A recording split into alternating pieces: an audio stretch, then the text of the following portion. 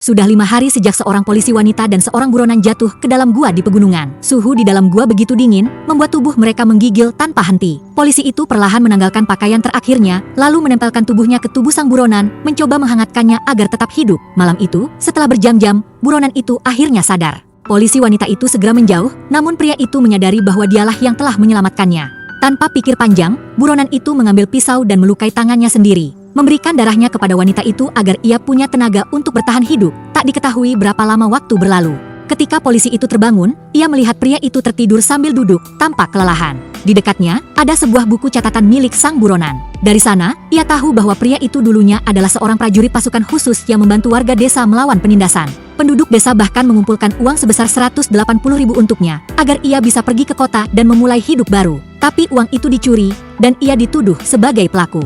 Sejak saat itu, ia hidup sebagai buronan, dikejar tanpa sempat membuktikan kebenaran. Mengetahui kebenaran itu, hati polisi wanita itu perlahan luluh.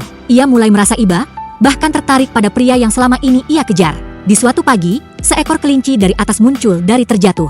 Pria buronan itu segera menangkapnya dan langsung akan menghabisinya untuk dijadikan makanan. Tapi polisi wanita tak tega melihat kelinci lucu itu dan meminta pria agar tidak perlu menghabisi kelinci itu. Di tengah ketegangan itu, keduanya saling menatap.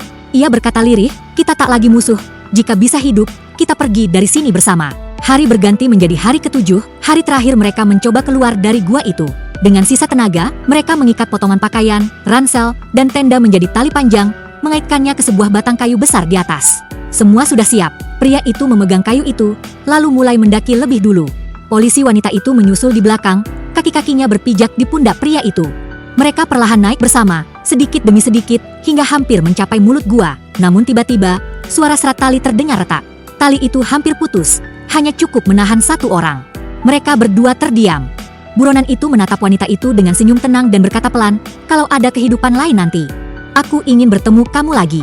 Polisi itu menggeleng, menangis, memohon agar ia tak melepaskan. Tapi pria itu melepaskan genggamannya. Tubuhnya jatuh ke dalam kegelapan, meninggalkan gema berat di hati wanita itu. Kini, ia dihadapkan pada dua pilihan, meloncat ke bawah untuk menemaninya, atau terus memanjat keluar, menyelesaikan apa yang mereka mulai bersama.